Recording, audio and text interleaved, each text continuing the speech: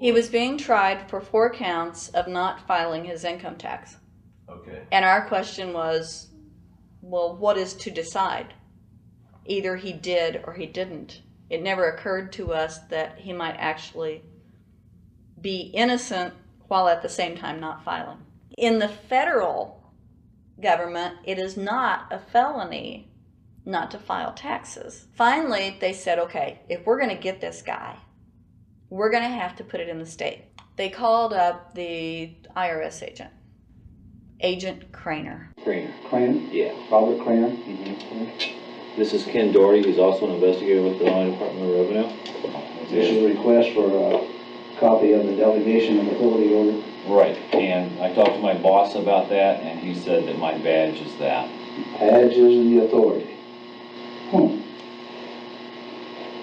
I thought it had to be in writing. The last question that the defense asked him was, did you write any of this down? And Agent Craner looked right at him and right at us, and he said, I never wrote anything down. And yet when we saw the video, there he was, writing notes, you know.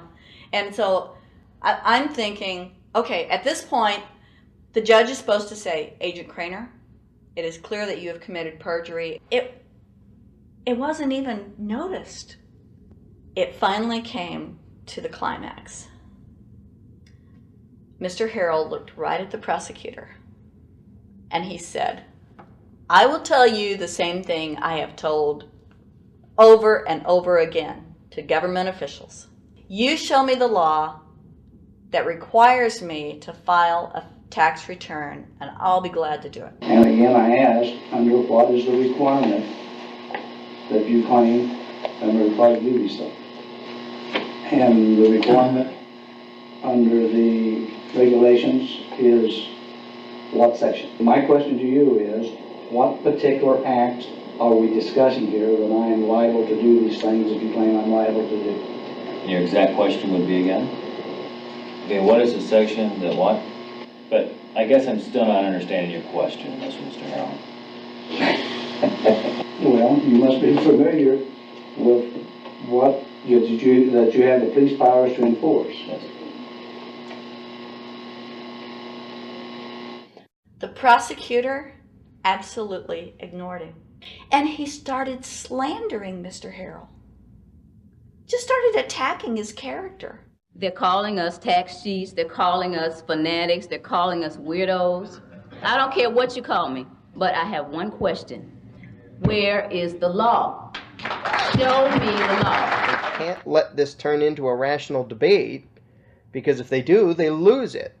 So they have to insult people and say it's frivolous. We felt like that there was an overall arrogance and that they were railroading Mr. Harrell and wanting us to participate. Judge Coogan, he looked right at us and he said, I will instruct the jury according to the law. We were sent to deliberation. The judge promised us that he would give us the law. And we looked and we looked and it was not there. We wrote a note to the judge asking for a copy of the law. 10 minutes later, we get a note back. You have everything you need, but there was no law.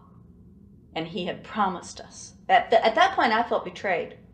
I felt like this man promised us the law, and that's what this whole thing is about, the law. We request it, and he still denies us the law. And the reason they didn't do it was why? Because there is no law. Remember, we're talking about the Illinois state law here, okay, which is a law in Illinois. So we got out that law, and we read it several times, and I said, okay, wait, you know, because they kept saying, but this is a law in Illinois. And I said, look at the beginning of it.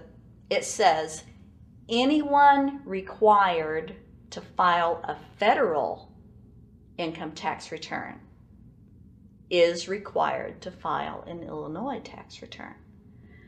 I said, if it is true that he's not required to file a federal return, then that nullifies the Illinois law. 2 people, they kept saying, but he's going to get by with it. And I said, what is he getting by with but his rights? If there is no law, he's not breaking a law. He's just standing on his rights. Are we going to deny him that? That's when this one juror sat back and kind of rolled his eyes and he said, "You mean we don't have to pay taxes?"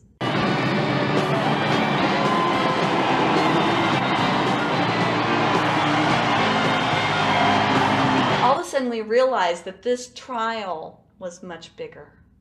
And the ramifications of this trial were going to be so broad if it actually got out. I mean, it's like we had just discovered this great government secret. And so when we came out for the delivering of the verdict, the judge was, I'm sure, even at this point, I'm sure he still thought we would give a guilty verdict.